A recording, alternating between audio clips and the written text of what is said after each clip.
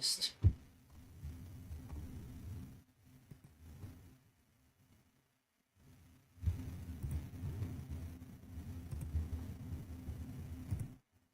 Oh, okay. It just fixed. Okay.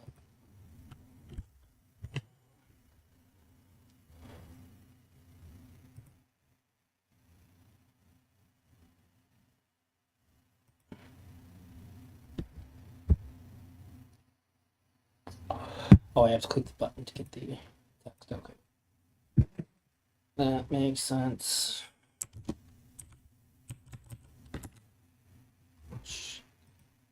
God damn it. Oh, whatever.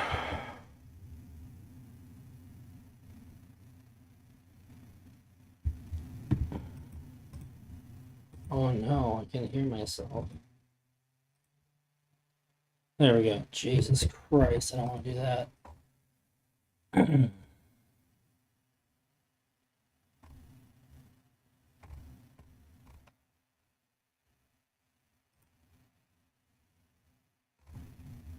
Oh, that's so weird. On my own YouTube stream, there was comments from the video I was watching earlier below it. That really fucked me up. I didn't understand that at all. I don't know how my sound is. It's a new setup. Oh shit.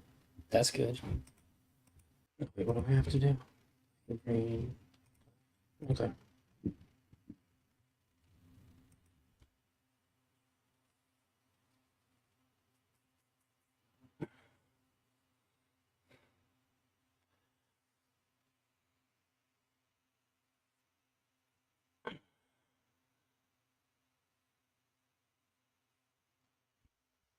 Ooh, okay.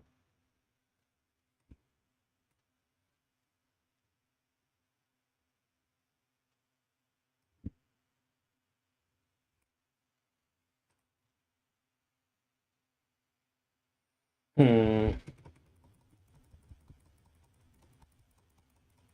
Campus. Oh, it's elves. Okay.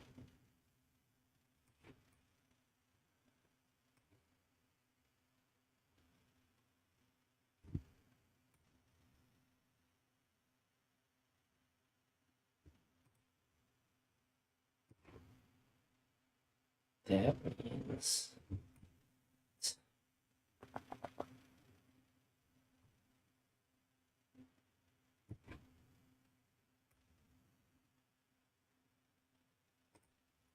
That's good.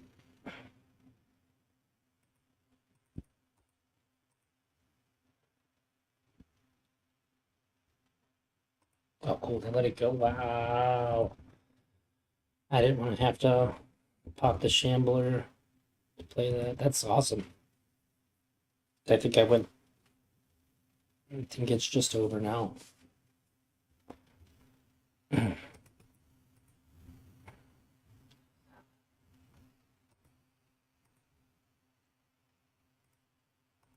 I think so. Let's see here. Scale up. Yeah.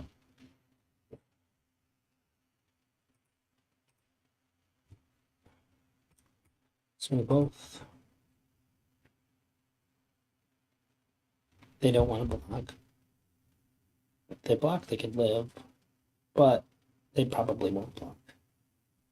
Wow. Uh, yep.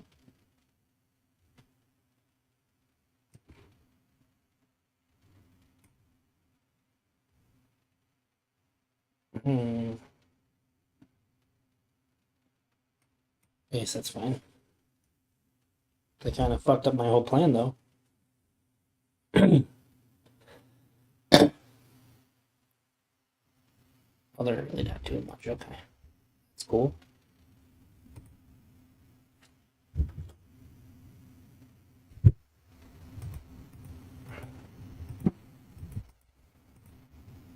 Yeah, it's better to not. I've killed my Heartfire hero now.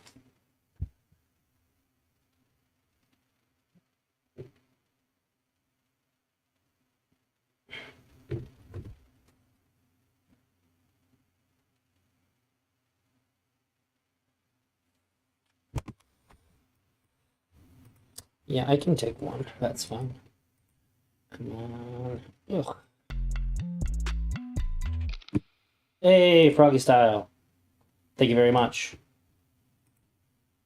Content Sniffer. Such a good name. Oh.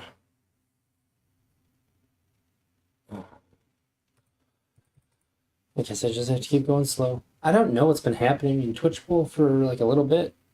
So I don't really know what to do. I am open to suggestions. If anybody has any ideas, I'm all ears. I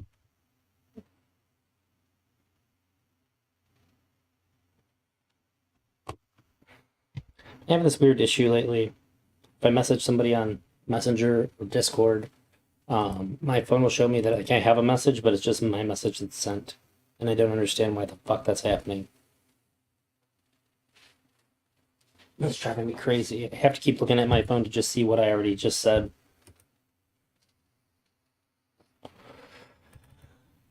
Either way, I'm sure I'll end up getting into something eventually, but I'm out of work early, so I just figured I'd start early.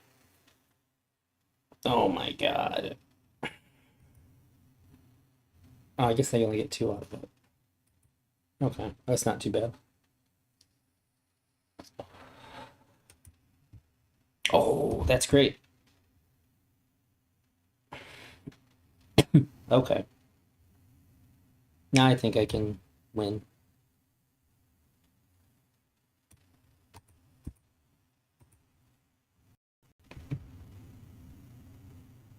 Pretty sure? Pretty sure.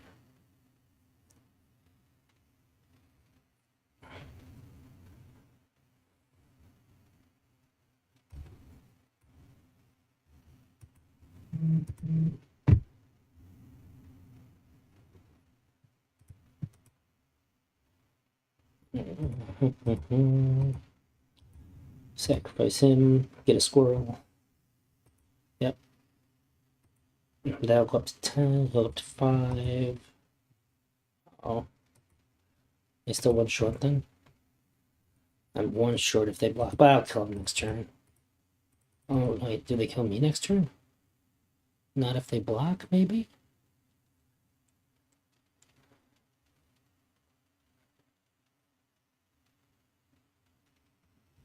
Oh, I can't sacrifice. Oh, God.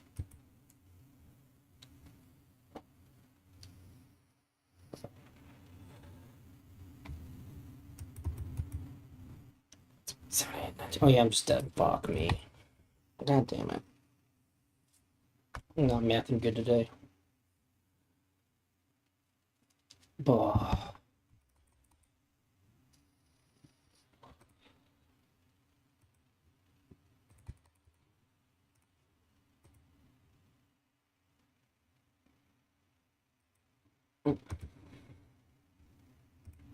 Oh, yeah.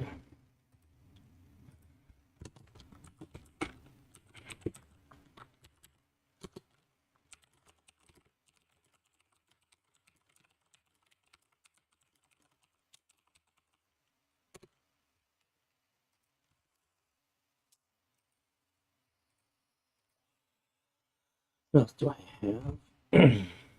It's ready to go. Oh, you know what? It's the goals. Blue, black, green, black. Okay, that should work.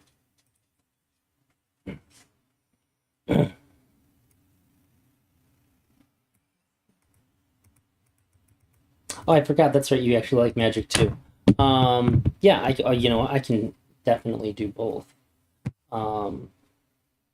Let's see.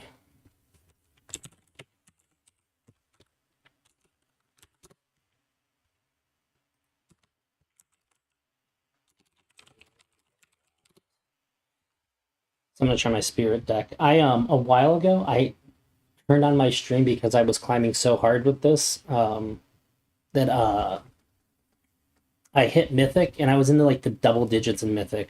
I was trying so hard to get #1, but I was up for like 26 hours too. But I was just trying to grind it out, and I ended up being at like maybe like Mythic, like 100 or 200, somewhere around there. But I was still one of the top ranked players for a little bit playing this deck. Okay. Where is... Okay. Like, that's literally Destiny's video on it. I watched 11 minutes of it. Is there... Do you have a link to just her doing the thing? Because I'd rather just listen to her and not get somebody else's commentary at the same time.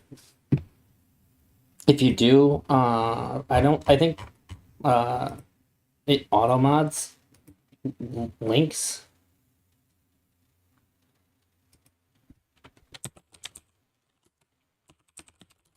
But if you want to send it to me on Discord, I can watch it.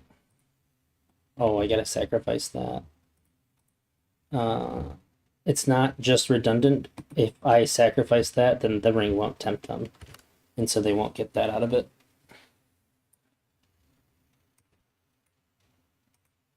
And I don't want them to have that out of it, so.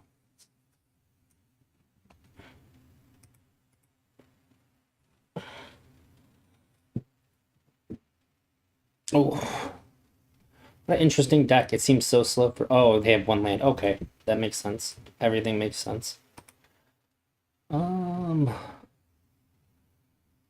I think Kira is best right now. Limited environment is really good. Oh no. Oh my god.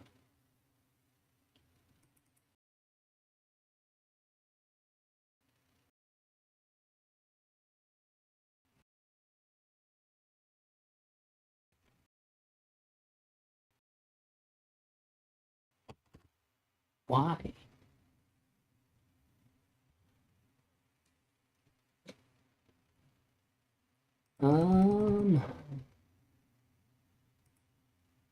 Okay. I guess it's back. That was annoying. Yeah, let me check again for the link. I don't have a link. I don't have much time to find it currently. No worries.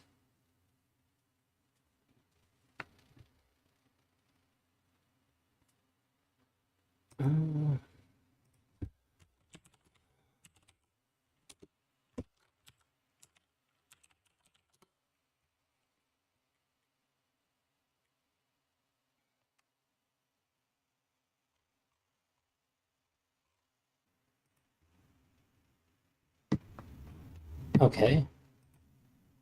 Okay. So I'm just gonna have it play. It won't be a video though. Because I don't have enough screens. Oh, it should be mulliganed.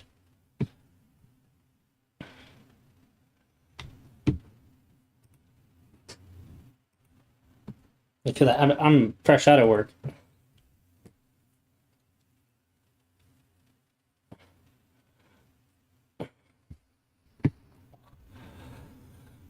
How's the audio, by the way?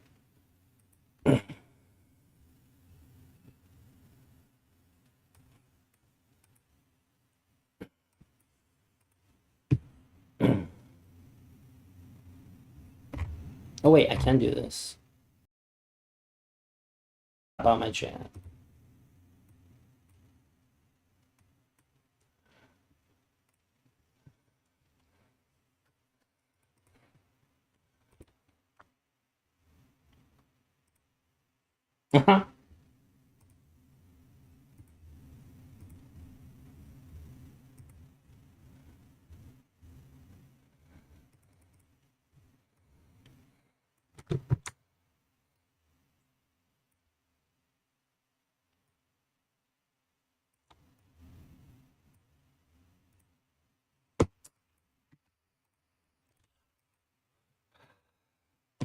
Put on Supreme Phantom.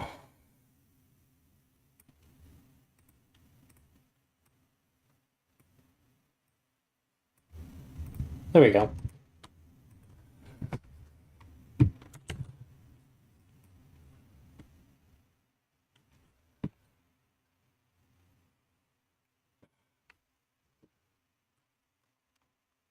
Wait a minute. I gotta go back.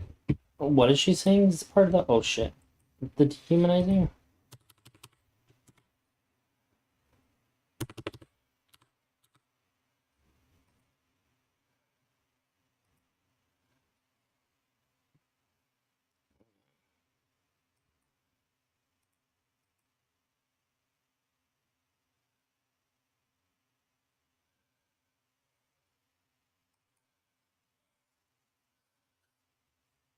Oh, they're not saying.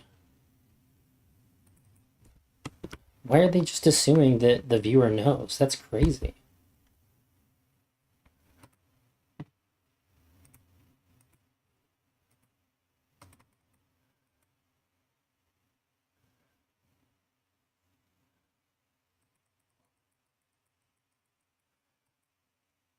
Hey, Mantis.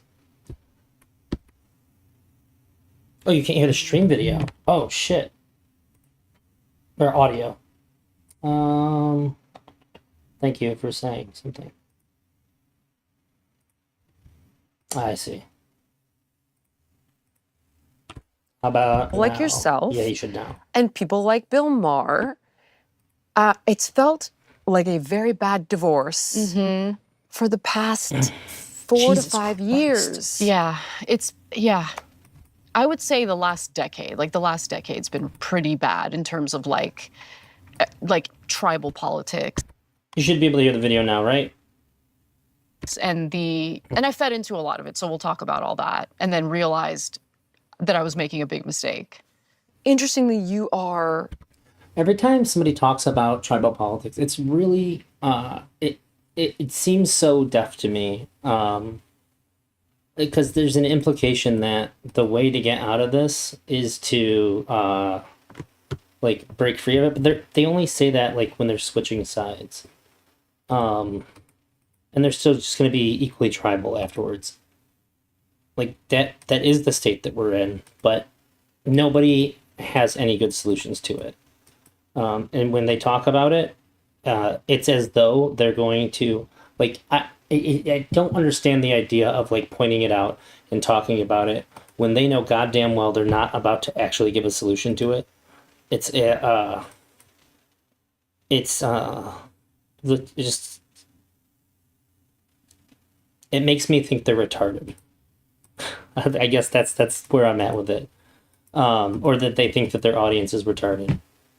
It's like the dumbest thing that you can talk about.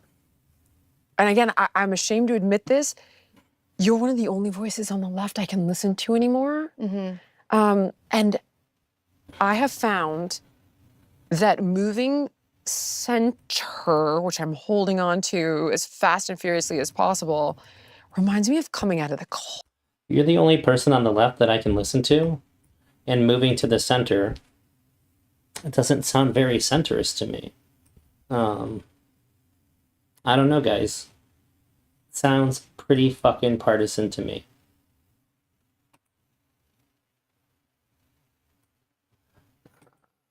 Play. Closet. It was that hard for me when you're like, no, I'm not gay, I'm bisexual. Yeah. No. And it's like, I'm liberal, I'm center, and I'm center right, but Anna, I haven't changed. Yeah, I think that there's a lot going on with. I don't think that's true either. It's really funny when people that are far right, like they like to give. There's like a preamble of excuse when they don't want to be associated with the right, and they want to pretend to be center.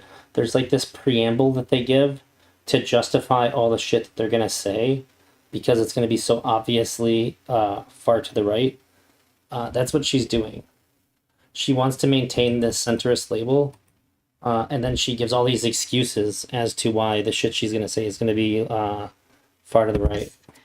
Political identities and. But she's centrist. In a lot of ways, the two parties have also realigned on certain issues. The things that I used to not like about the Republican Party have kind of been adopted by the Democratic Party. Yes. And like what? Then you have like factions within the party. Some are more extreme than others, but lately it feels as though the extreme factions of each party has kind of taken over the entire party. And that happens because people. this is the same playbook too, blaming both parties. But I bet she's only gonna champion the right, like almost 100%.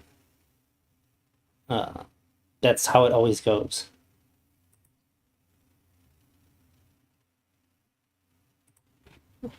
People who are more, I wouldn't say centrist, but like more moderate in their views or a little more understanding and sympathetic to the other side, they just feel out of place. They feel like they're committing some sort of crime, right? That they're not being loyal enough to their tribe.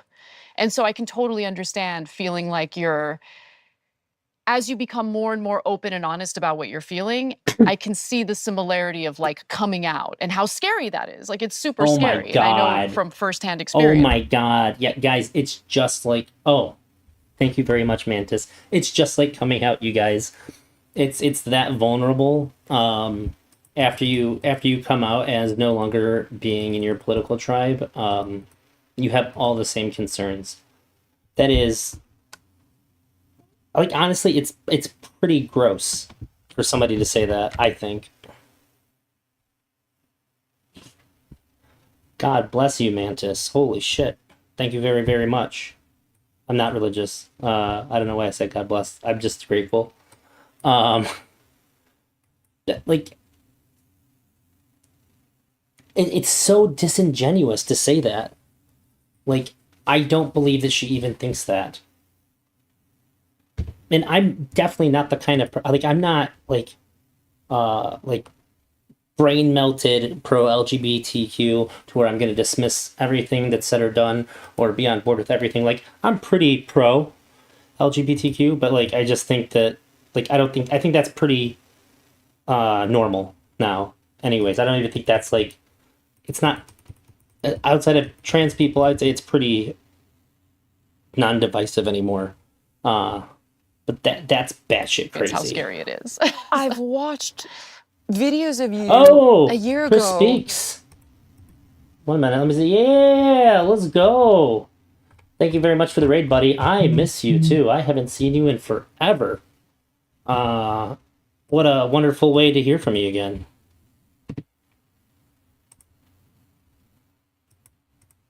And you essentially talk about feeling politically orphaned. Homeless. Yeah. But you identify still on the left. Talk Yeah. to me about where you're at. I'm at a point where I Does she? I thought.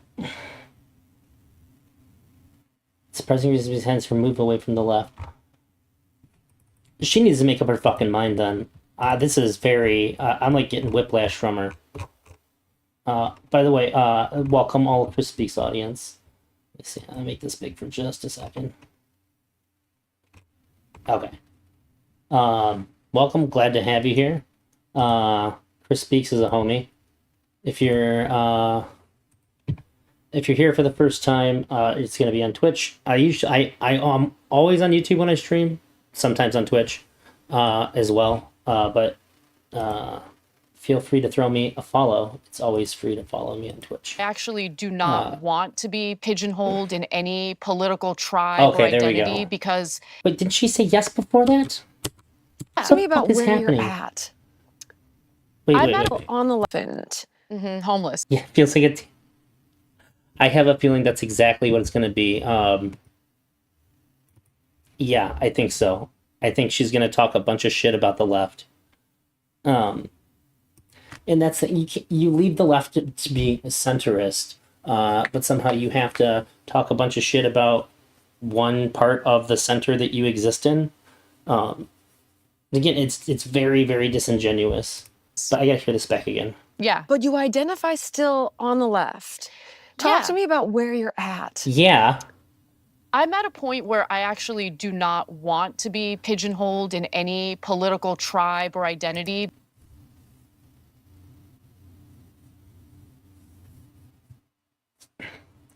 This host is a bad host. Who's this? Jillian Michaels? How is she not calling that out immediately? Even if I'm on good terms with somebody, if I'm interviewing somebody and they say something that blatantly contradictory, I'm stopping immediately. Like, wait, you gotta explain this. Because what you just said makes no fucking sense at all. Because everything has become very dogmatic. And if you don't buy into the entirety of the dogma, you open yourself up to backlash and being, kicked out of the tribe. And it's like, it's not a The MAGA right's not like that at all. She's a political company. fun experience. But I think when you come at every issue from a place of, all right, well, I want to get to It is remarkably cowardly. Yes, the whole point of being a political, I think the whole point of being a political commentator, you don't play the game without throwing dogma a bone. That's fair. If you're not willing to own your positions, and just say what you think, like, you shouldn't be doing it. Like, you're a fucking hack. The reason why you comment on politics is to take firm stands. I think every time I've heard her, well, you know what? I respected her for the whole birthing person thing. Like, that's fair. I thought that was super fair. I didn't mind that at all. I was on board with her for that. But I think most of the things that I've heard from her in the last year or so, I've been pretty I ain't about this. bottom of this story. I want to know what the truth is. What's the reality? That, first of all, allows for more exploring and I don't know what that means. Does she? I do know what she means. She's saying is that on the left, they're distorting reality. They can't. They filter things through their tribe, and they ignore the reality that's there. But sometimes, but way the fuck less than the right. The right just believes actual made up shit. They will get on a podcast. They'll do a whole series of podcasts and streams for 6 fucking months about something that literally never even fucking happened. All these enlightened centrists just don't want the consequences of taking positions. Yeah, kind of. I think what they really don't want is they don't want the consequences of being on the right. There are very few people that I think are actually center. I feel like the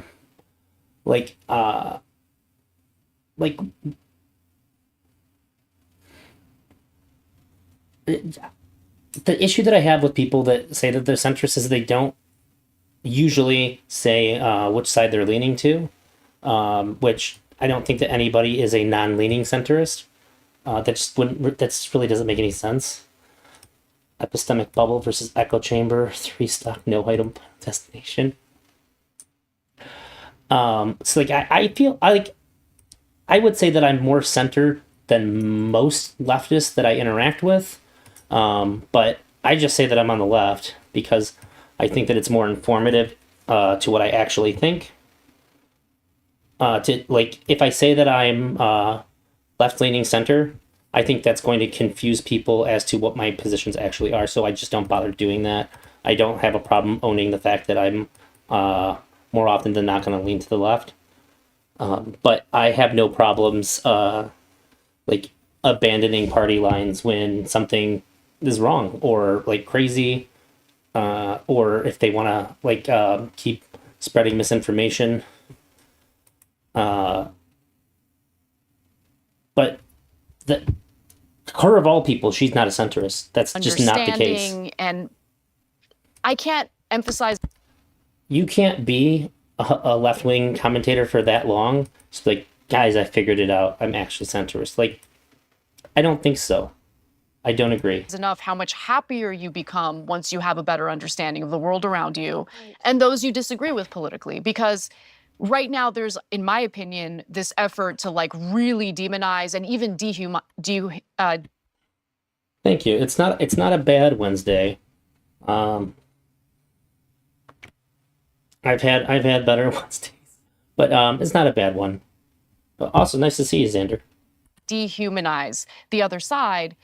And there's a lot of fear mongering going on. And if you have bought into that narrative, then you're going to walk through life thinking that half the country is full of like neo-Nazis and, they're going to want to harm you. They're going to want to, destroy the country. And I just don't think that's a healthy way of looking at the other side. I think that there are gradations. I think Wait, there's a lot of neo-Nazis. Like, it's probably not half. I'm sure people on the other side, there's a lot of good people. But there are a lot of people that are comfortable with giving Trump the power to literally destroy the country. Like what? And I know she knows that. I know that she knows that. She's not confused about that. She doesn't think that like it's not. You can't be. I got fucking destroyed this. You can't be as entrenched as she has been for that long and not fully understand that. Let's see. Do you know Matt and Even, Red Bar Radio, Anthony Cumia, or Steel Toe Nick Rekieta? I know of Nick Rekieta. Trazio Manic. So yep, it's possible to be left-leaning and also differ on some issues or disagree, but still stay left-leaning. I think Anna has played into the box and now she's blaming others. Yeah, she gets in trouble. Like here's the thing. It's not like she's stepping out of party. I don't think the issue that she's run into is like she's going against party lines. I think that she is somebody who's had a job for a long time and she's saying things that she knows on its face is going to outrage the audience that supported her for a very long time.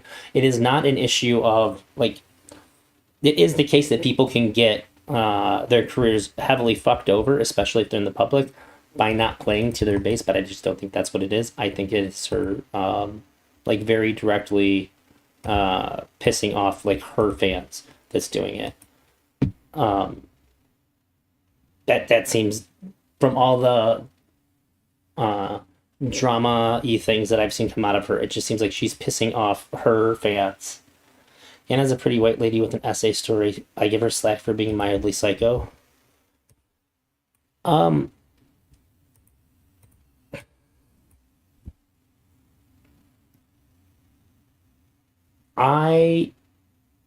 don't want to do any kind of dismissing of that kind of thing that she went through at all. But at the same time too, I don't think that our own personal experiences that we've had justifies being psycho in this way when you have this public of an audience. Like I'm still gonna call you out. I'm still going to think that you're not. Oh, in this case, like I just don't think that you're probably fit to be doing public commentary. And I'm pretty sure she's never said like this is why I'm doing that. I don't think that has she said like that the reason why she's. I guess I just assume she doesn't admit that anything's off about her at all. So it's tough. But I certainly wouldn't. I have no desire or intentions to downplay the assault that she had. I know that some people went after her for it. They're bad people. That's always bad. There are, I don't of course, care how, extremes, but I don't think the extremes should be used crazy to or paint a stupid picture of somebody the is. That's- entirety of the that's a Republican voting garbage, base or vice versa. Person to be. It's either Person, libtards and commies or Nazis. That binary way of thinking is just not rooted in reality at all. Calling people Not out and at all. using that kind of thing And against them. that's It's always why- bad. When I've watched you I should read her Substack. All right, I'll pull up debate her with Ben Substack after. Shapiro, and even the preamble you guys have had for 10 minutes about, Is it really bad? I really enjoyed the relationship that we have. I really enjoyed that we can have this civil discourse. I really like you as a person. Well, there's another thing too. Like, I don't know. So I know literally nothing about her assault. But when people say this is something that's I've talked about quite a bit. I don't know what I'm supposed to think when somebody says that somebody was assaulted in that way. I don't know, like, unironically, I just don't know what it means when somebody says that. Somebody could have too aggressively bumped into them in line somewhere, and they got really upset about it. Or it could be like full on like felony rape, and everything in between can be called sexual assault. So I have no idea what happened to her. But even if it's something that you think is silly or dumb, you still probably shouldn't wield it against somebody unless they're using it like as a cudgel to like beat somebody over the head with, if it was something as innocent as like like accidentally like too aggressively bumping into them in the line or something like that. Like, for the most part, I don't care if somebody wants to hoot and holler about that shit. Person, and then it's like, Oh, if you find yourself talking about libtards with Jillian Michaels, you took a wrong turn somewhere. Yeah, I don't know anything about Jillian Michaels, but you can call me whatever you want to call me for saying this, but I can tell that she is on the right by her appearance. and you still like each other. Yeah. That she is the most right-wing public person looking woman I've ever seen. It's like the template. It's so comforting. I can't even tell you. Well, The only way it could be more so is if the vest she was wearing was an American flag. I think that's how political discussions used to happen in the country. I mean, I don't know when it changed to the point where if you disagree with someone politically, well, that means that you can no longer be friendly to each other. You can't be friends. I mean, during the Trump era, so many families were torn apart over political disagreements. And by the way, I'm speaking all high and mighty. I just want to take a moment to take ownership of the fact that I fully bought into that mind frame. Like, I totally bought into that. And there's a video floating out there somewhere of me basically saying, no, you can't be friends with someone who supports Trump or has these views, because it's giving you a sense of who they really are as a person, and they're a bad person. Right. Right? That was Deplorables. Yeah, exactly. I remember when Hillary Clinton made the deplorable statement. That's something that people talk about a lot. What's a statement that people take a stand on a lot? Whether you can be friends with somebody who's like a Trump supporter or not. If you're, I would just say if you're not a Trump supporter, like obviously you can, but I think that it requires some, like it does require some cognitive dissonance. It's not, when people boil down like this being like a normal, what would historically just be like normal political disagreements. It's not the same thing. Like, I think you have to ignore the thing in the back of your head that says this person is really going to use their vote to try to help somebody who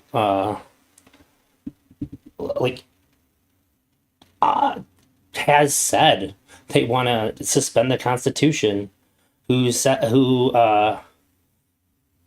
did everything that he did involved with the January 6th riots. Like, I think that you really do have to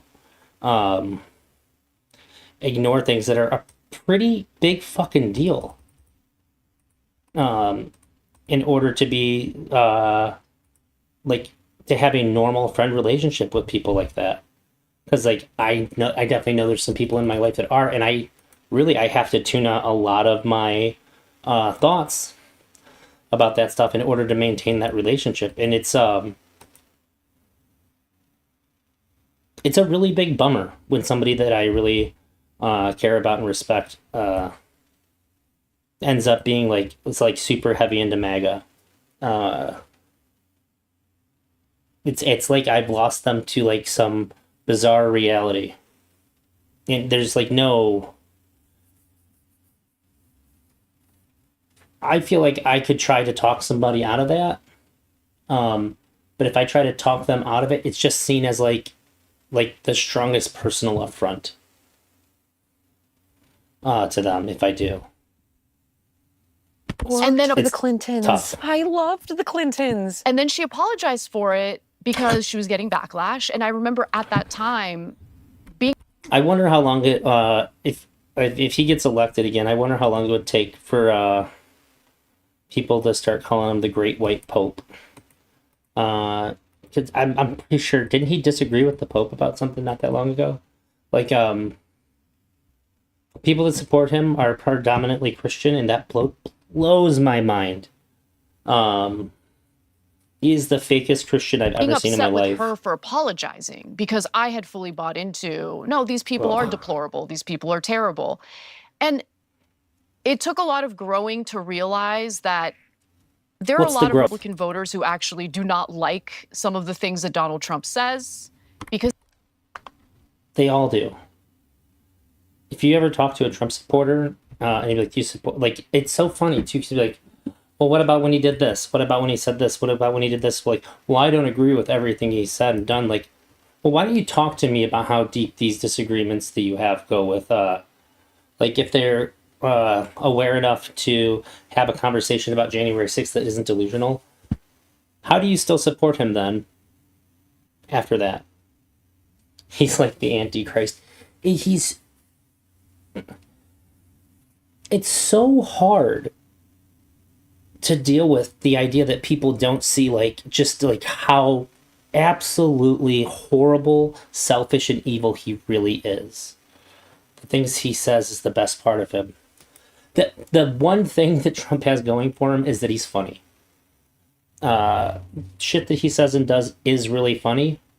But you kind of have to take your brain out of the fact that he was the president for 4 years and could be again. But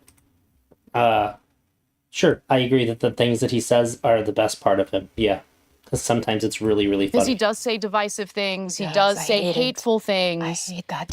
But if I think it's funny, that might not. That's if I think you're funny, you probably shouldn't be the president.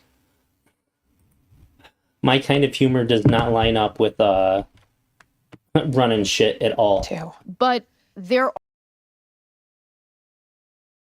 right, certain either economic issues, anything that might have to do with the deindustrialization of like the Rust Belt. Those are issues that really resonate with them because no other politician has sincerely addressed those issues. They've been neglected, they've been ignored, and they've been What does that mean? What's the difference between sincerely and insincerely addressing the issues? ignored by what they view as Replace democracy with a high dive contest. the political elites. And so they see Trump come in, and yeah, he's a little unhinged in some of the things he says, Oh but my they see him as God. like a wrecking ball to the political elite. I need to know what totally unhinged looks like. If he's a little unhinged. Oh my Or God. this, Establishment. the establishment, exactly.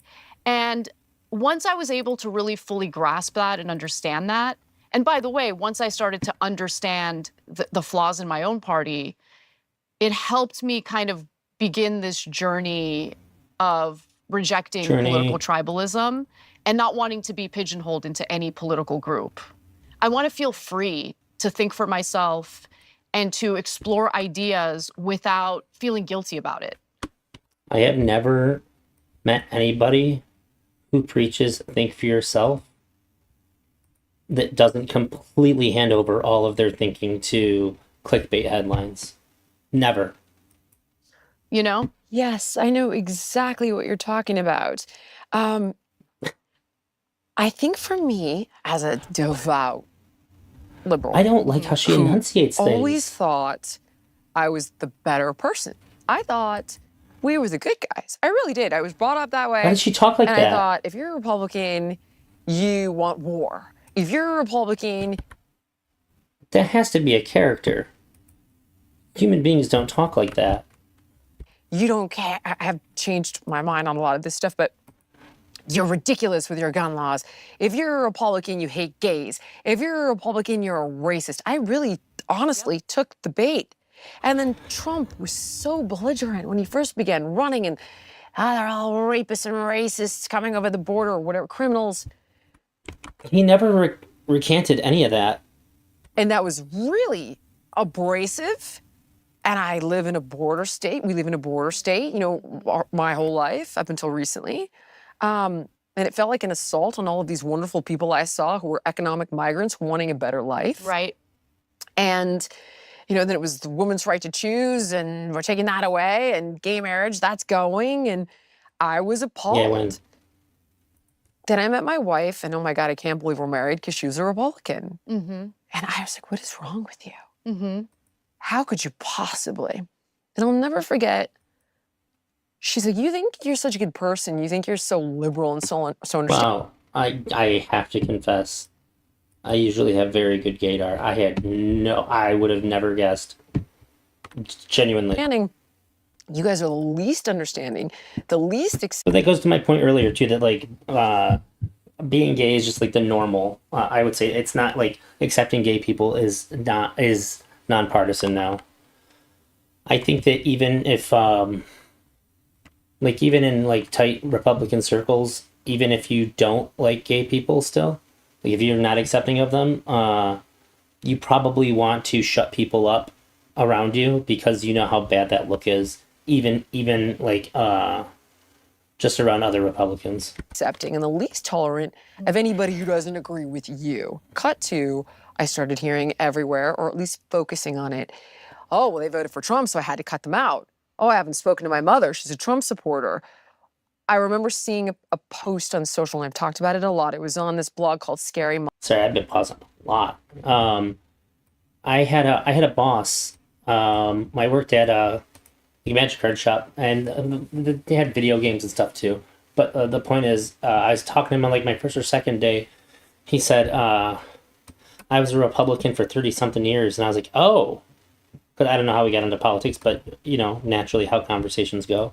I was like, what changed? And he just went, Trump. And I was like, I fucking love this guy. And he was an awesome boss all the way through. But he's just like, I couldn't do it. And he said he lost friends over it. Like, he didn't stop being a Republican at heart, but he couldn't bring himself to support Trump, and like people that he'd been friends with for his entire life, like cut him out and stuff. I hate when people on the right act like leftists are the ones who can't be politically civil to the people that disagree with them. Republicans will eat their own, but it's almost only when it comes to Trump. People on the left are much, much better at eating their own, but if you don't support the God Emperor, we'll throw you to the wolves for sure. Mommy. That was supposed to be funny. We're supposed to make fun of what shitty moms we were. It's supposed to be funny. Right. Which became political. And it was like, if you pray to Allah, I'll sit next to you on the bus. If you are gay married, like, I'll hold your hand. All these things about you're allowed to be on the fringe and I will accept you. In the comments, what if I'm wearing a MAGA hat? And the answer was, well, if you're not a racist or a bigot or a this or a that, sure. Yeah. And I saw it. I saw it so clearly. And then another person who's friends with my wife, She really weirds me like, out. don't you understand? These people that your party is demonizing, like, they work 2 jobs to make ends meet. Like, they go to church. Exactly. They try to be a better person.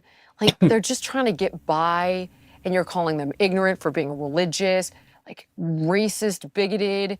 So they feel completely abandoned. No, people aren't called. That's not happening. Nobody calls somebody that for being religious. It's also disingenuous. I'm exhausted. Not even 12 minutes in. Disenfranchised and demonized, and Trump is speaking to them. Exactly. Yeah. I mean, since I kind of started speaking out against some of the behaviors of the left or on the left, of course, that I think she just wants attention. led That's to what a I lot think. of backlash from the left because you're not, Just a bit you're only much. supposed to call out. There's so much to be fucking bothered by in such a short amount of time here. It's fucking insane.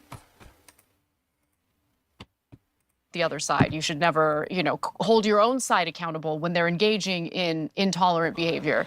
But once I finally felt comfortable enough to raise concern, Excuse me? you're only supposed to call out the other side. You should never, hold your own side accountable when they're That's the biggest problem with the left. What the fuck? the left's biggest problem is that they are always calling each other out. They're always purity testing. There is almost as much infighting on the left as there is fighting the other side.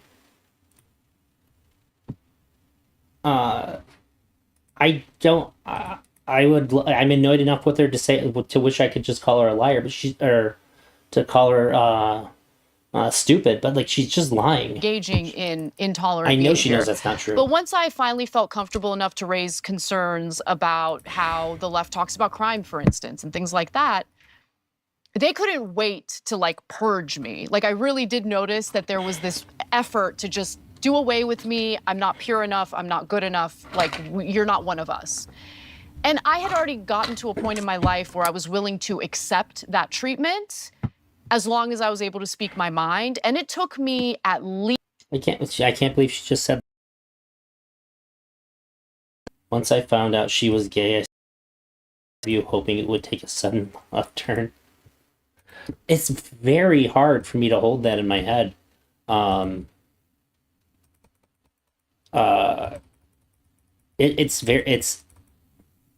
I guess it's the same thing as like when you see a black Republican, you're just like, why? It's very weird to see somebody advocate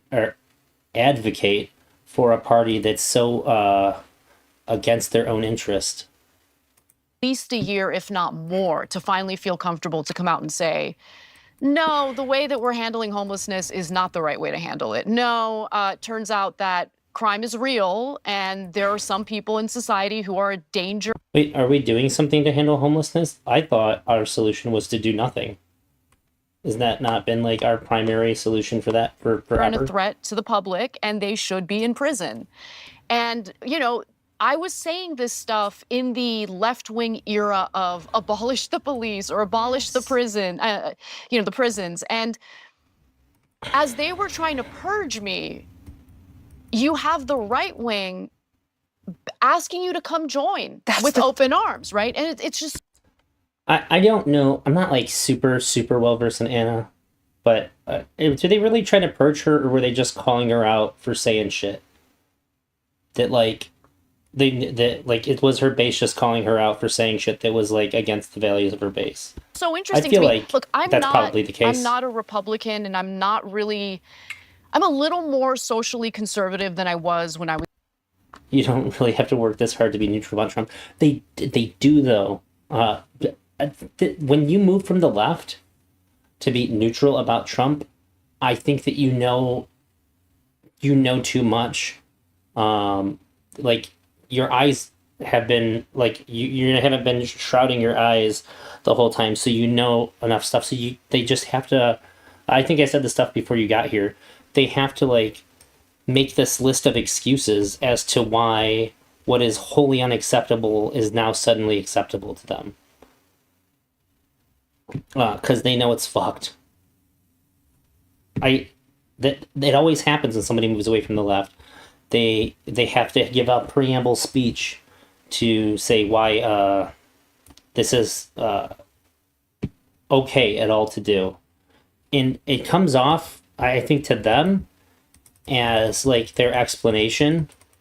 Like I'm just explaining how I got here. But it's not. I think that it's a little neurotic, but I think they know both things at the same time. I think they know that they're making excuses because what they're saying, they know that deep down what they're saying is like off.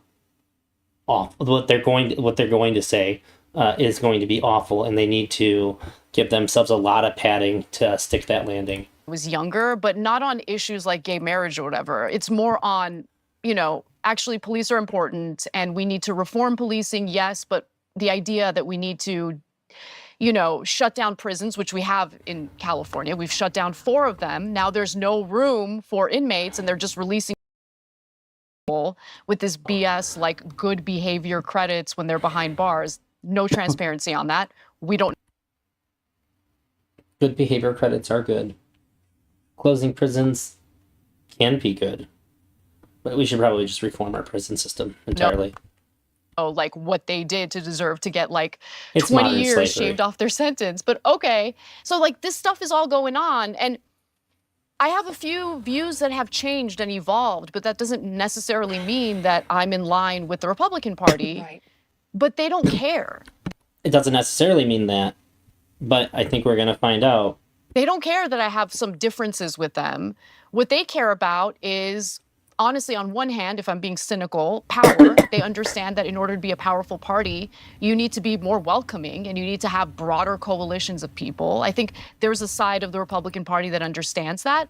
But there's also this Excuse me? faction to be more welcoming and you need to have broader coalitions of people. I think there's a side of the Republican Party that understands that. But there's also I have not seen that side. this faction in the Republican voting base that consists of disaffected Democrats. And I don't know if they've fully bought into what Republicans are selling, but they don't feel welcome on the left. So they've been absorbed onto the right. Yes. And I'm seeing the right wing change. Yes. They went from the She neocon needs to chill. pro-war party to now all of a sudden, what are we doing in like the Middle East right now? What are we doing in Ukraine? Like, why are we doing this? We have our problems here. Can we please handle our problems here? And I now see that Dick Cheney is endorsing Kamala Harris. Kamala Harris is going around town talking about how honored she is. And I'm like, you're honored to be endorsed by a war criminal? I mean, if I were in her shoes, I would like pull Dick Cheney aside and be like, listen, thank you for your support. She's literally describing somebody going across party lines and not following in with the tribe, which is what she is trying really hard to impress upon us, is like what she wants, and now she's shitting all over it happening. How can you be this fucking retarded? But can we just keep this on the DL? Totally. You know? But she's like Yes. proud of it. She's flaunting it. And that's not the party that Trump meme aura is the best. He's much better than the Kamala Harris. represents me or represents my best interests.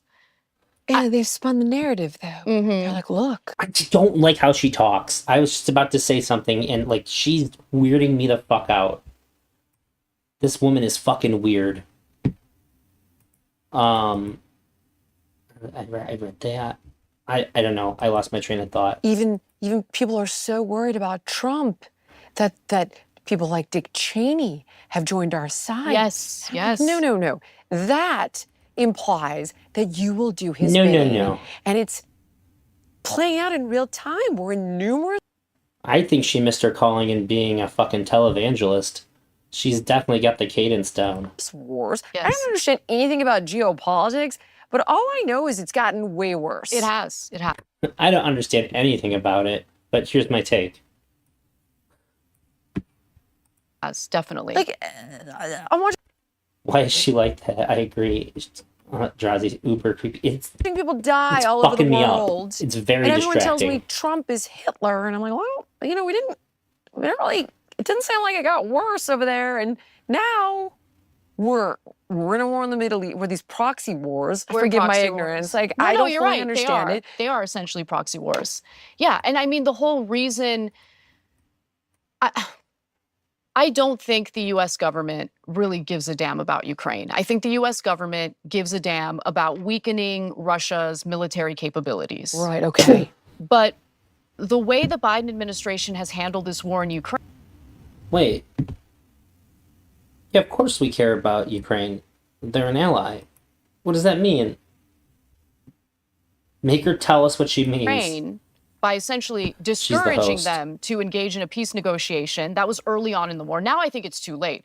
That was Remember, 2022, right? Yes. Kennedy talks about that. because early on in the war, I mean, Putin was deluded enough to think that it was going to be easy, but it wasn't easy. And so when he goes in and it's a challenge and some of their soldiers are dying and they're having difficulty, taking territory, there was a moment where the two sides could sit down and actually engage in a peace negotiation that Putin was willing to engage in. Right. Now, he's not willing to engage in a peace negotiation because he's winning. He's winning that war. Right.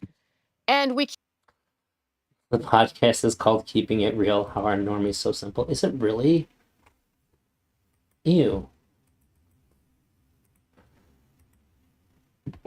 I don't really comment on this ever, but like, I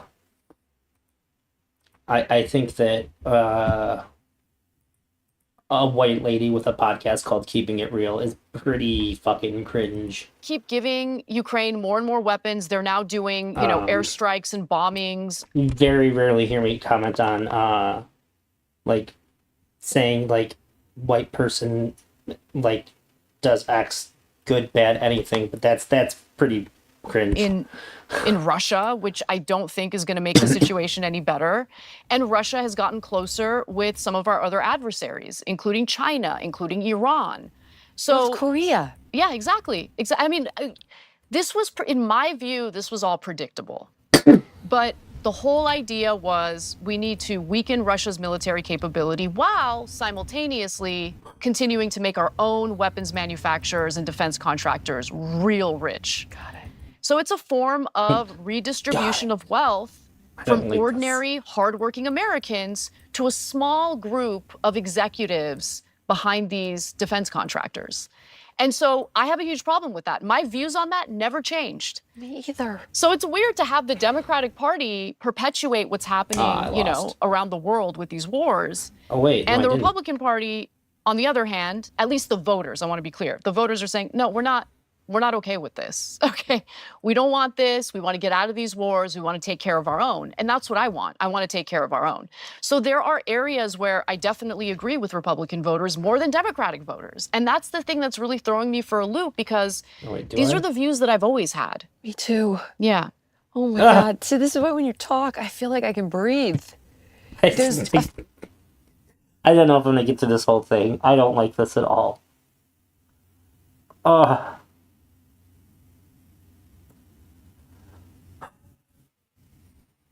This is some of the cringiest shit I've ever heard in my entire life. few people out there that, Bill always says like sanity needs a safe space. Yep.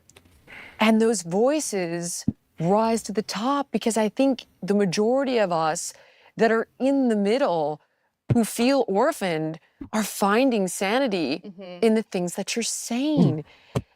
And when I try to have this conversation with the people on the left, and I hate to, I'm trying not to shut anybody on the left out, right? But they are the least tolerant and they eat their own. They do. That's a huge problem on the left. They eat.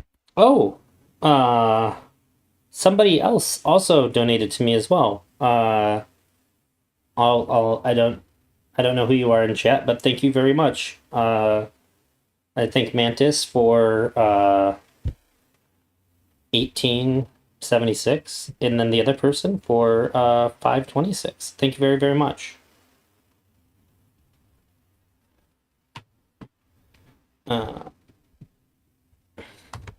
I figured I'd check it to see to make sure that I knew who's whose, but yeah, Their own. Oh, not left enough. You're gone. much Oh, really? appreciated. You don't think you can be any size? Fat shamer. You're out of here.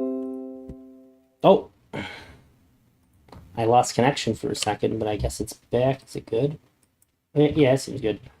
I think that when you act like that there's people on the left that are for like adolescent children transitioning, like this is in any way, shape, or form a common thing. Not just that, like that it's not incredibly rare. I just assume you're a grifter. No, but you can't get to the level that they're at and not know that that's not true. Like the average run-of-the-mill Republican, sure, I understand that there's a lot of them that actually think that people think that because they get told that by people like this, but they know it's not true. Transphobe. Right. Yep. It's so true. What is that? It's so myopic. You are forcing people to defect. I want to be the kind of person who empowers people, inspires people, If you could, fake guy, if you could pull another puke bucket up for me, and avoids that'd be enabling great. self-pity in people. And I think that the other issue that I'm seeing, and again, we're making obviously blanket statements because there are gradations on the left and the right? So there are plenty of Democratic voters that are just like us. I think a lot of them are terrified. Almost every single person in this country does not agree with the medicalization of 6-year-old tomboys. To speak out. And I'm hoping that by speaking out myself, it'll empower them to say what they really think and voice what they're. That's what this is for. It's not, hey, look at me, I'm saying a thing. It's to embolden these people. Genuine concerns are.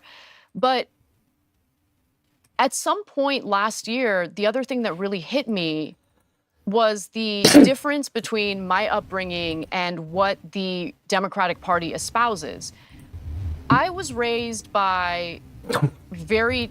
Shit, you guys can't see this screen very well. The difference between my upbringing and what the Democratic Party espouses.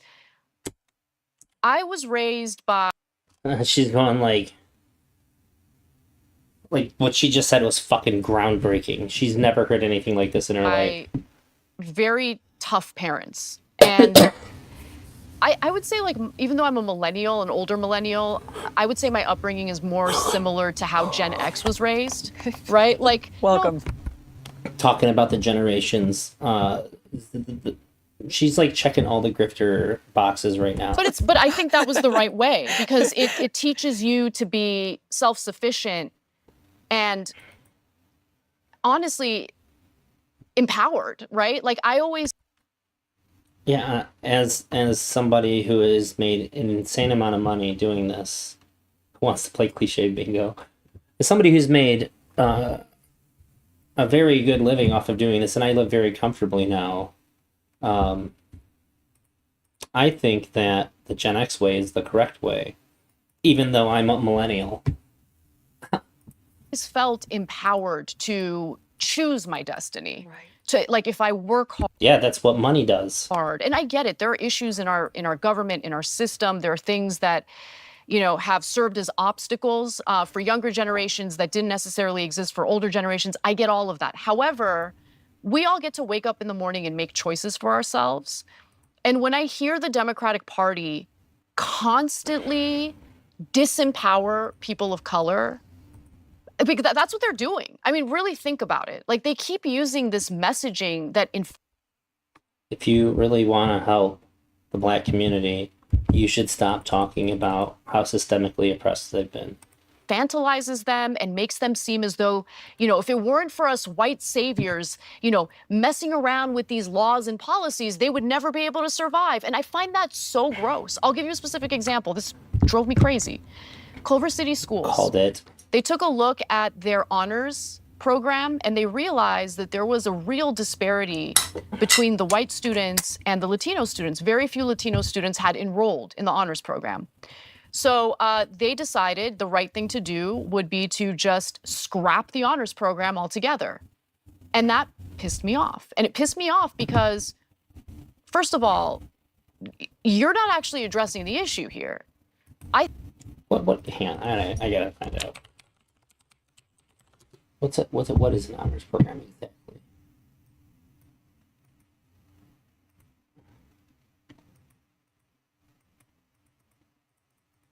Okay, sure.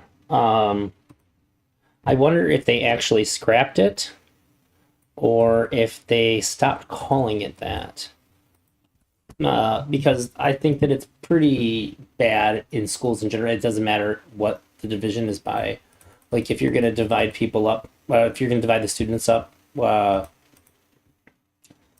those kinds of labels, I think that it's pretty detrimental to the students that aren't. You're creating like a class system within the school, and I think that's obviously going to be bad for. I think it's bad for both students, the students that are in the more positive label and the students that are in the opposite. I think it's bad for both of them. So I think it's a good idea, at least to not call it that. I don't know. I don't know how that worked. I'd be very interested to find out. I feel like did she say which one it was? Look it up. I'm all I together. don't know. And that pissed me off. And it pissed me off Shit. because first they realized that there was a real messing around with these laws and policies, they would never be able to survive. And I find that so gross. I'll give you a specific example. This drove me crazy. Culver City Schools. They took a look at their honors program and they realized that there was a real disparity between the white students and the Latino students. I'm looking it up. Wait. Oh wait, that's AI overview.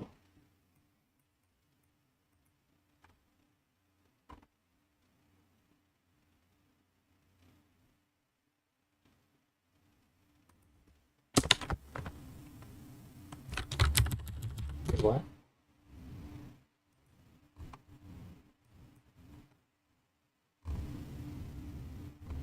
Um,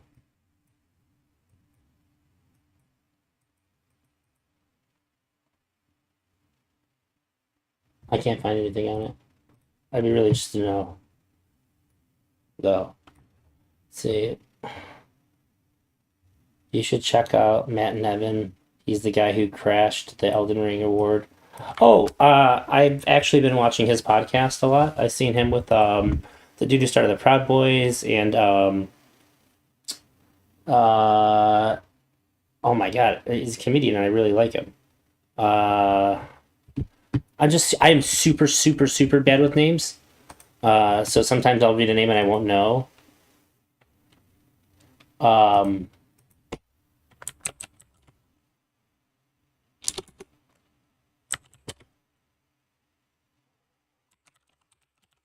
I know his name. Mark Normand. There we go. See, I'm so bad with names. I really like him, and I'm bad with. I couldn't remember his name. That's how bad I am with names. Had Mark Normand on there. Mark Normand rolled with punches really, really well. I thought that was a really good podcast. And I think I've just seen like a couple other ones. I just can't remember the cast. Oh, David Lucas, which was very bad look for David Lucas.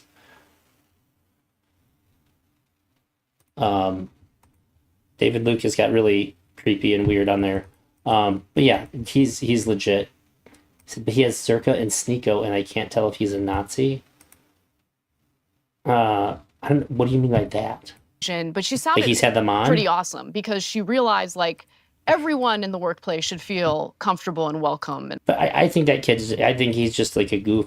I think he's a funny guy, and he does the character super super well. Like the guests have to ask him a lot if he's doing a character. I think he's actually more than that. It reminds me of the Ali G show. Like Sandra Barrett Cohen's character Ali G. He used to have a TV show. It was like a talk show, and he would he plays I think I don't know if Ali G is supposed to be black or white, but I guess it would matter. But he's very like he fancies himself I think a rapper and stuff too, but like he's very like black culture, and he'd have like British right wing like members of parliament on. And the one guy he asked me, he's like, "Wouldn't it be better if everyone was black?" And the dude just had absolutely no answer. He was like stun locked. It was very good. And when I was watching Matin, I don't know how to pronounce his name. When I was watching that guy's podcast, it really resonated with like the old the Ali G show. and all that. Oh no! And- I skipped. God damn it! He does a fake Israeli accent and flirts with anti-Semitism. It's really funny, but I wonder if it's really dark satire. I mean, it seems like I feel like the simplest answer is the correct one here. It's a really good way to fuck with people, and I just think that's what it is. Like his whole thing, like I feel like there'd have to be something there that I could grab onto to like really point to, but it seems like everything he does is aimed at fucking with the guests. So I have a hard time thinking that that there's anything genuine about that. But like if that kind of stuff was aimed at the audience, then it might feel that way more. But it's always to like fuck with the guest. So I think it would be hard for me to think that I fucked up. Wait a minute. I know how I can find out. Give me 1 second. I have to make my screen big.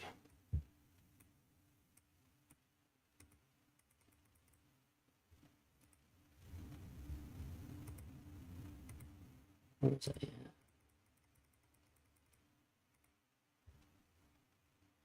Okay, 19 minutes. I had to look at my own stream. 19, there we go. Right about there. Avoids enabling self-pity in people. And I think that the other issue that I'm seeing, and again, we're making Sorry, I'm very easy to derail from what I'm obviously doing. blanket statements because there are gradations on the left and the right, right? So there are plenty of Democratic voters that are just like us. I think a lot of them are terrified to speak out. And I'm hoping that by speaking out myself, it'll empower them to say what they really think. Did already hear her say this, but I think that's a really good excuse to use as to why more people on the left don't agree and with voice what their genuine concerns They're are. just too scared to do But it. It can't be that they just disagree last with year, her. the other thing that really hit me was the difference between my upbringing and what the Democratic Party espouses. I was raised by very tough parents. And I would say, like, even though I'm a millennial, an older millennial, I would say my upbringing is more similar to how Gen X was raised, right? Like, Welcome. But I think that was the right way because it teaches you to be self-sufficient and honestly empowered, right? Like I always felt empowered to choose my destiny. Right. To like if I work hard, and I get it, there are issues in our government, in our system. There are things that have served as obstacles for younger generations that didn't necessarily exist for older generations. I get all of that. However, we all get to wake up in the morning and make choices for ourselves.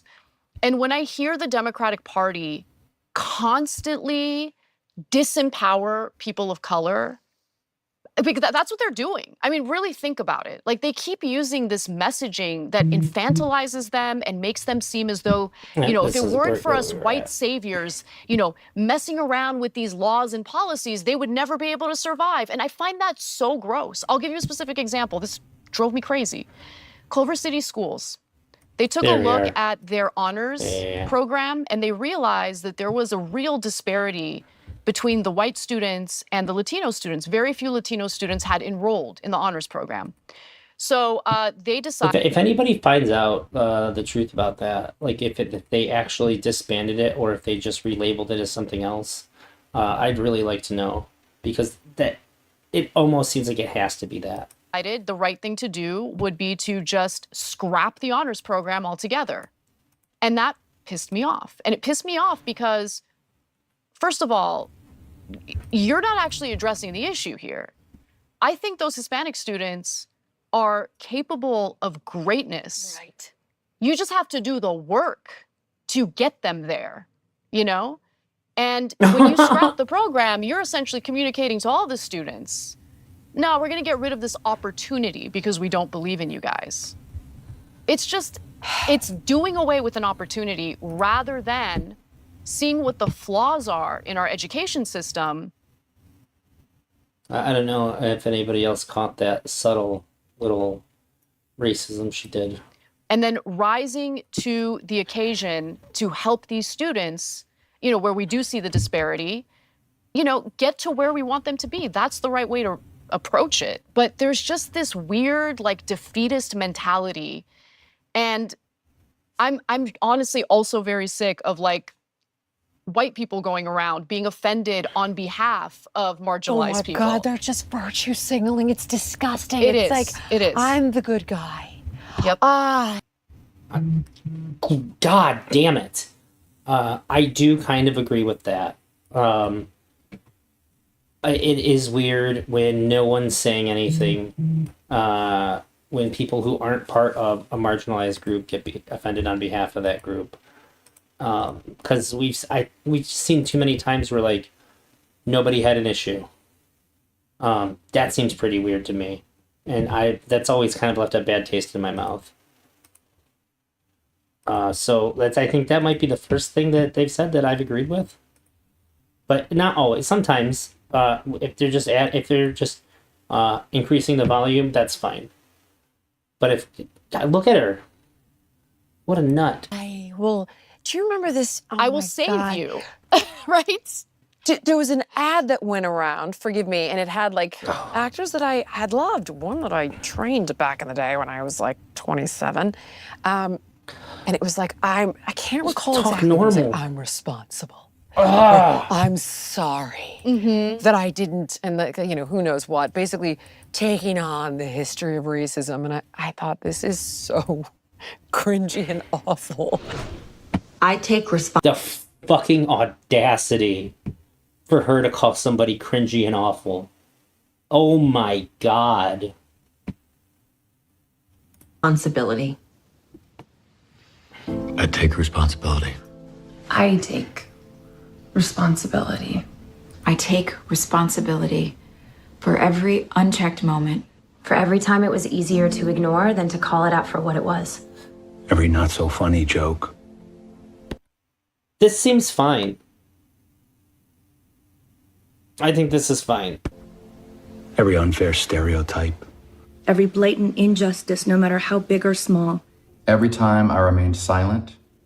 Every time I explained away police brutality. Or turned a blind eye. I take responsibility. Black people are being slaughtered in the streets, killed in their own homes. These are our brothers and sisters. Our friends, our family. We are done Slaughtered in the streets, pretty strong language, but I think this is pretty much fine. watching them die. The Black community vomited it back Yeah, and up. as they saw right should. through it. As they should. I would too. And being the If that's the case, which I don't trust anything that they say, that's also fine.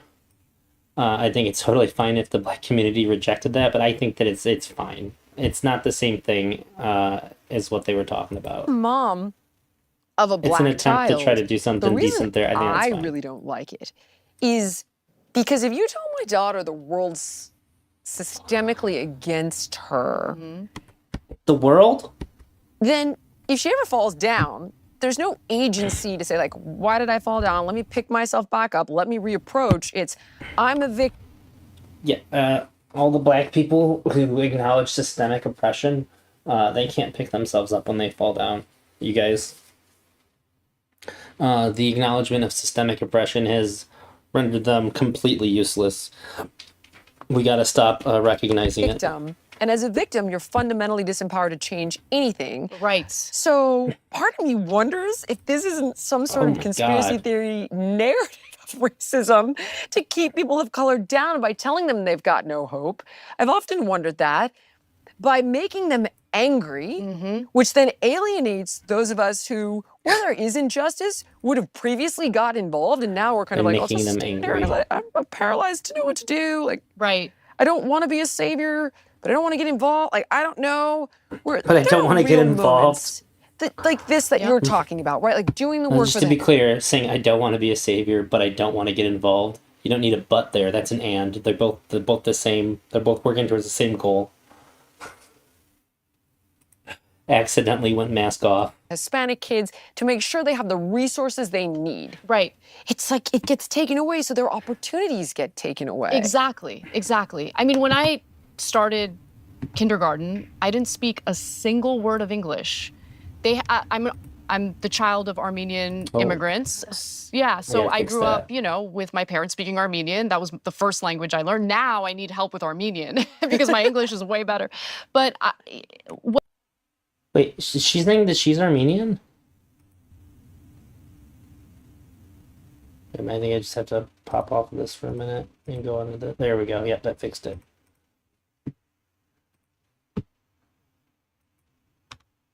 What they did in the elementary school I went to is before any of the classes started, they had me do this test to see where I was with like my English skills.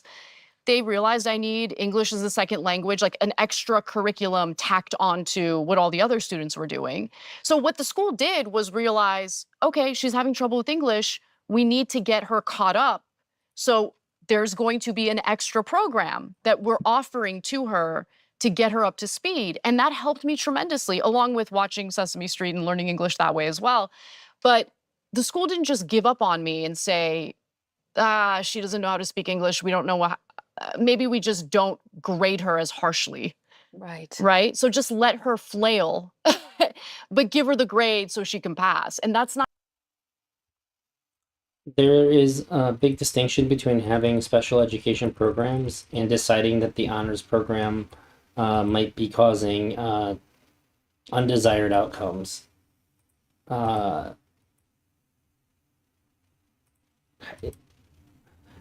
don't know if has she been like this the whole time? Like this fucking stupid even before she left the left? Not helping, you know? I remember watching you on Patrick Bet David. I didn't even watch Patrick Bet David. He was so far right, but somehow the friggin' YouTube algorithm flicked it up in my feed, maybe because I had been vocal at the time about leaving California. Or maybe because she watched a lot of far right things. I mean, that's usually how the algorithm works. It gives you more of the same. And you know, you articulated call me crazy. everything wrong with California, and that was the moment I discovered you. And I found you online and have been, devouring your content since then. But nobody can express this, not Elon Musk. Nobody expresses what's wrong here from a governing perspective like you do. So I'm just going to say I grew up here. Me too. Okay. Ugh. Nothing was crazy like this. Right?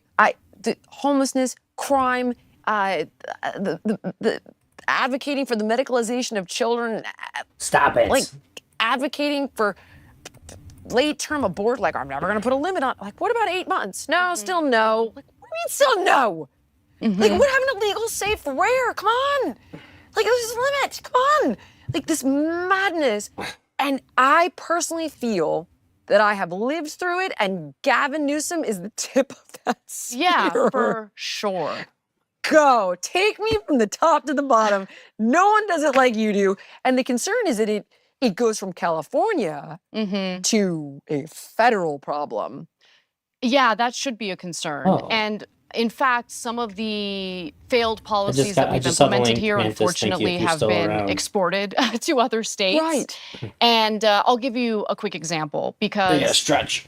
we have literally squandered $25 billion on the homeless issue over the last 5 years. And I say squandered because there was recently an audit that wanted to see, like, okay, where did the money go? Because over the last 5 years, we've spent all this money, but homelessness has exploded. I died. Homelessness has increased by 58% since 2013. Okay, so obviously this money isn't going where it was supposed to go. Right. And so it turns out that the state government started giving out these grants but after 2020. Okay. And the grants that they would give out to were these nonprofits, newly formed nonprofits in many cases, that were tasked with helping the homeless. Except some investigations found they weren't actually helping the homeless. They were giving their executives some massive raises, lots of gifts to the staff. You know, there are videos of some of these nonprofits literally going to Skid Row and handing out crack pipes. Right. And that's their idea of helping the homeless. So the Project Room Key expansion happened. I don't know if And this is some true. of these nonprofits that were tasked with converting old hotels and motels into apartment buildings for the homeless didn't finish their projects, abandoned their projects after getting tens of millions of dollars in these state government grants. And I'm furious about this. They stole from us. And so when you have that experience here, right, in California, and you see how all of these politicians who have all of these friends, who run all of these nonprofits, who stole our money, when you see that, it's really hard to have these conversations about how we need to increase taxes on anyone, increase taxes on the rich, increase taxes on corporations. Generally speaking, I'm in favor of everyone paying their fair share. Right. Me too. But I'm less interested in having a conversation too. about taxing people more when I've I seen don't what think- is done with our money. I have a feeling that the Jillian probably doesn't advocate for that. On a federal level, a lot of it goes to the military, right? Not even the military, not to the men and women who risk their lives for this country. It goes to weapons manufacturers, defense contractors, Boeing, Raytheon, you get the point. You look at the starting salary of a soldier in our military, and it's like $20-something thousand, considering we're spending close to $1 trillion a year on our defense department. That's insane, right? Cops don't make much either, Sim. They don't, right? And if you want quality cops, Pay them. you need to pay Train 'em. them, exactly. But also, defunding the police makes no sense when you need better training. Better training costs money. Right. So all of these things, all of these ideas that I used to subscribe to on the left have been implemented and they have failed. And I'm not interested in having a conversation about keeping this gravy train for a select few going because it's the, in their view, moral thing to do. Like, no, this is not moral. All of the problems that you guys said you were going to fix, you have made worse. They refuse to recalibrate, and it's infuriating. Why? Okay. Why? Mm-hmm. And I'm not done with California, but you said refuse to recalibrate.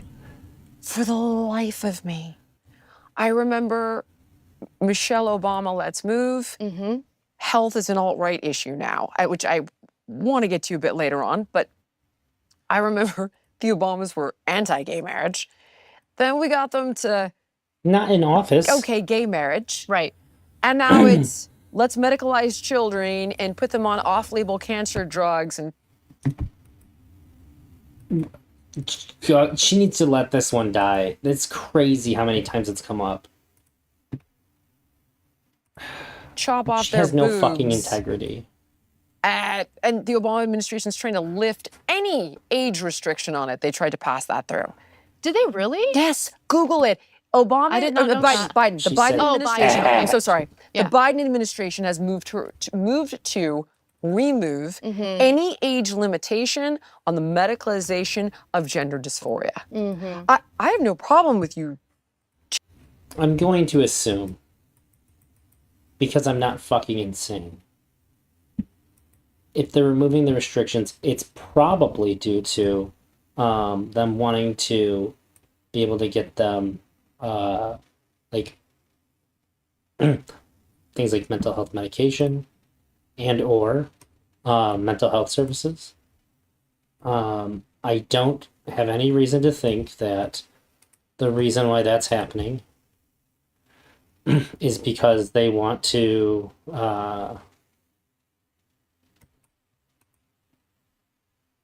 medicalize the children, as she's saying.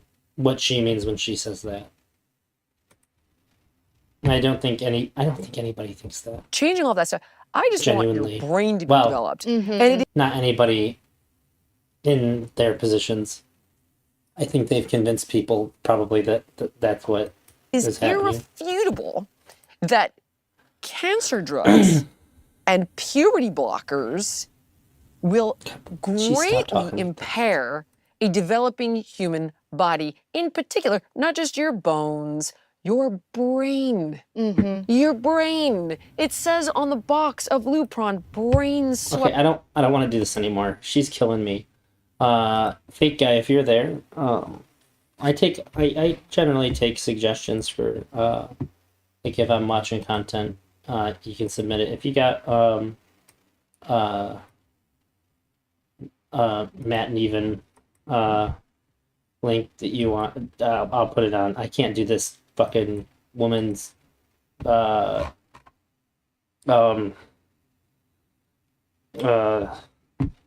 way she talks. I don't know. It's really bad. This is the first time I've ever stopped watching a video, even by myself, just because somebody talks. It's so, it's unbearably cringy. She's ruining my life. Oh shoot, that's right. You can't put links into the Discord or into the YouTube. Only in Discord. If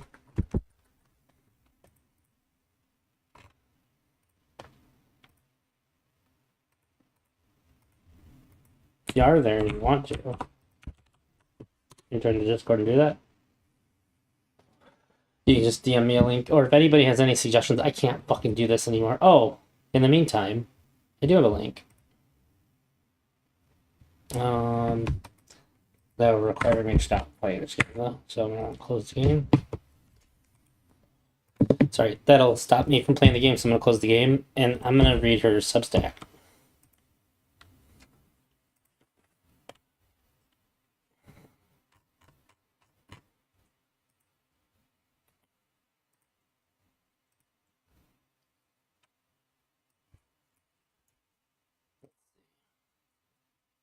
I'm gonna have to resize this.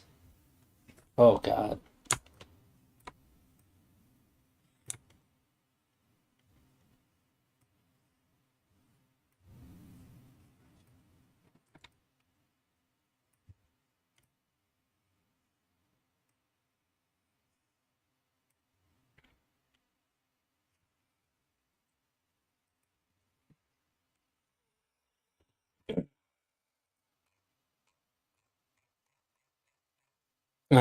Mantis said that I should watch the or read this, so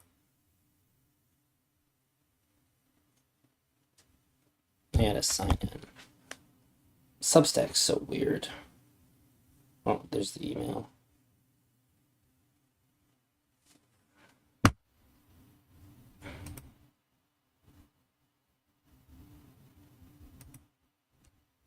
Wait, what?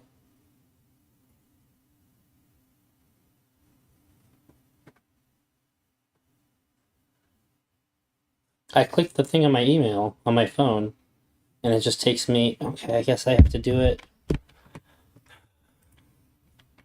I thought it'd be like a different thing or something. I thought I could do it on my phone, and then it would open it on the web page, but that's not how that works.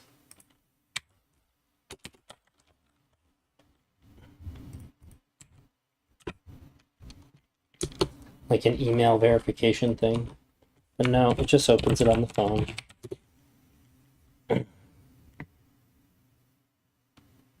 Oh wait, I can sign in using my password now? Okay.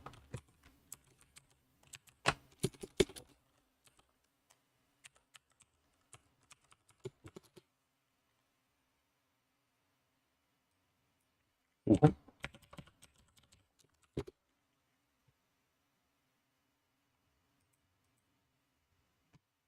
Okay, I'll go to my email. Jesus Christ.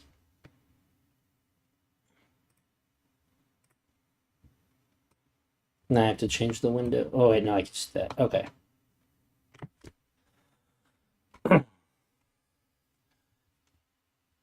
Sorry for the technical difficulties. The Substack's annoying.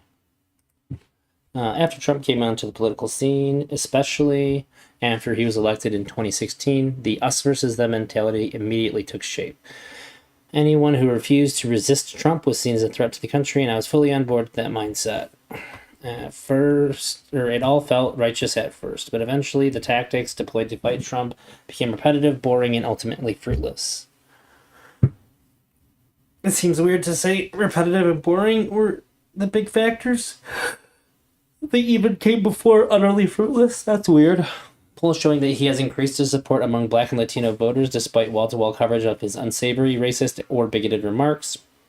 Several years of media raising alarm over Trump's threat to democracy has only resulted in a tight presidential race between himself and Kamala Harris. I can't help but acknowledge that the only thing that was accomplished by resisting Trump was less understanding and more division among Americans. I personally became more reluctant to challenge my side or engage with voters who disagreed with me. In turn, I became less knowledgeable about the people and the world around me. I saw Republican voters as an evil monolith, and that was a big mistake. Sure.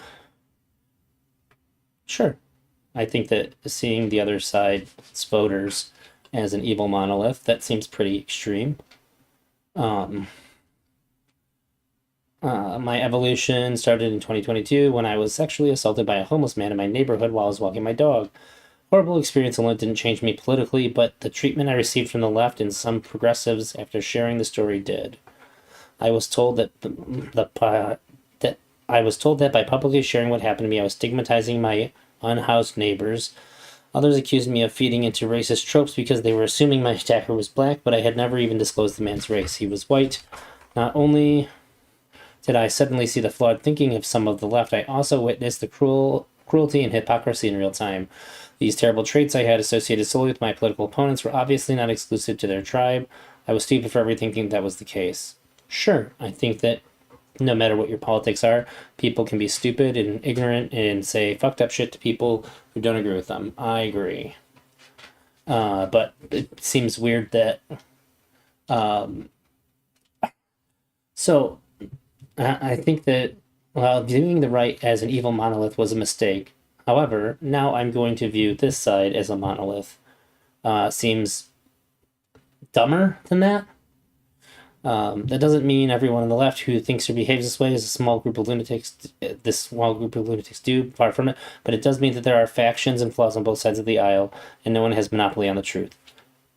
It sounds like she's saying what I said, but she's still using this as part of her argument as to why she's leaving the left, so that's a bit disingenuous to me. Why are you bringing that up then? It's weird. I'm a woman. Please don't ever refer to me as a person with a uterus, birthing person, a person who menstruates. How do people not realize how degrading that is? You can support the transgender community without doing that shit. I agree.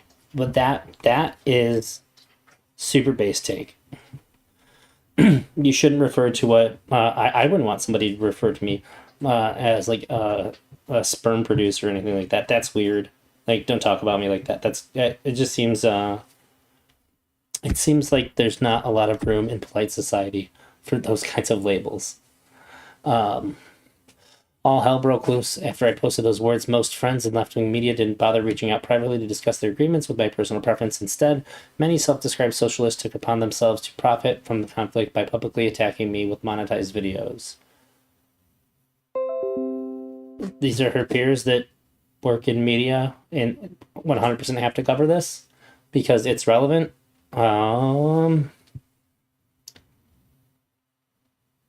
That screams of what was she just saying in that video? How like maybe it was Jillian about like not making yourself a victim. This is very making herself a victim. They're doing the same shit she would have been doing. It's their job. Okay, a smaller leftist YouTube show put out 5 separate videos skewering me about the tweet, while conveniently erasing the advocacy I had done on behalf of the transgender community throughout my career. They even went as far as drawing a link between my tweets and trans suicides, which sadly isn't the most unhinged outcome of the debacle. It is no secret that some of the most unhinged and like die-hard in the paint crazies on the internet are on like Twitter and YouTube when it comes to trans issues. I think the extremes on trans issues are like some of the most extremes on any like political position. You're going to get a small group of people in that community saying some of the craziest shit you've ever heard in your entire life. I don't know why she would take that personally. That's going to be the case for a while. Well, I guess I think for a while that might have got superseded by Israel-Palestine people who were like way too heavy into that. Some of them came out like being like absolutely batshit insane as well, but it's been this way for a while. The Young Turks volunteer YouTube chat moderators quit over the tweet, and someone reported me to Human Resources. An on-air transgender contributor even resigned from the company after being urged by online mobs and leftist shows to do so. Curious that not one of those shows hired her after she took their advice. Okay, that seems like a weird thing to add in. It's petty, but it's fine, I guess. I never apologized for the tweet, and I never will. That's another thing that really bothers me about these like center people. If you're not going to apologize, don't talk about how you're not going to apologize. Like you're just doing that. It's a virtue signal. That's all that is. It's just virtue signaling, and it's cringy. It's not the kind of virtue signaling that's good, I would say. The whole experience that forced me to come to terms with the intolerance of the left and allowed me to publicly reject the ideological shackles that kept my world small and less informed. Shackles they are. Okay. Today I'm less certain and more curious than I was 4 years ago. I've made humiliating mistakes while covering political news because I was previously unwilling to consider or understand the perspective of Americans who vote differently from me. What to expect from Unaligned. I'm hungry for dialogue. A space for in-depth analysis and a judgment-free zone. That's what I plan to do here. Every week I will provide subscribers with 2 to 3 written pieces that dig deeper into the big stories of the week with the intentions of finding the truth rather than promoting a political side. Video posts sharing details on breaking news and political events. A weekly podcast beginning in November that will feature long-form discussions and debates, guests from all walks of life, and engagement with me in the comments sections for paid subscribers. Join me and be part of the dialogue. The point of this new project is the pursuit of intellectual freedom and open-mindedness. I want to nurture curiosity without fear of offending sensibilities of loyal partisans. I reject arguments about the evils of platforming. People who are considered too naughty to converse with. I don't like that she used that word. That's weird. I want to facilitate dialogue. I don't know what my political identity or label is. I'm not even sure what I want to be pigeonholed. This is my effort in pursuing extreme honesty. Fuck regular honesty. And humility in the quest for common ground. Wow. And truth without constraints of a tribal identity.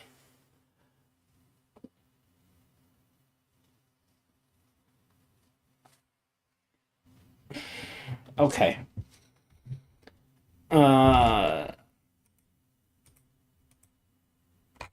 This is like one big... I mean, I guess it is one big ad that's also virtue signal. That's what this is.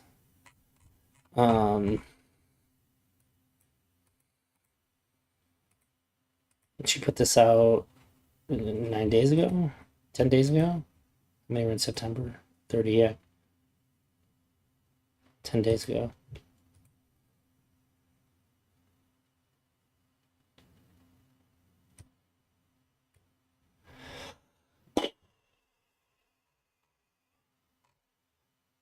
I wonder what she was like in her like peak, when she was like, when nobody was mad at her and the Young Turks and all that. Like, I wonder if she was ever like worth listening to. It's very goofy. Let's see. I think, I mean, I know my dog's got to go out and I got to get some food. I think I'm going to take a little break. I'll be back in probably hour and a half. I have no caffeine, which is killing me too. I just didn't really know what to do with my time or myself, so I decided to hop on stream. But I'll have something a little bit more organized in like an hour and a half or something. I think I kind of want to check in and catch up with the UK National Postal System and see if they got any convictions on that, if anything that's happening with that. And also, I guess I want to look up and see if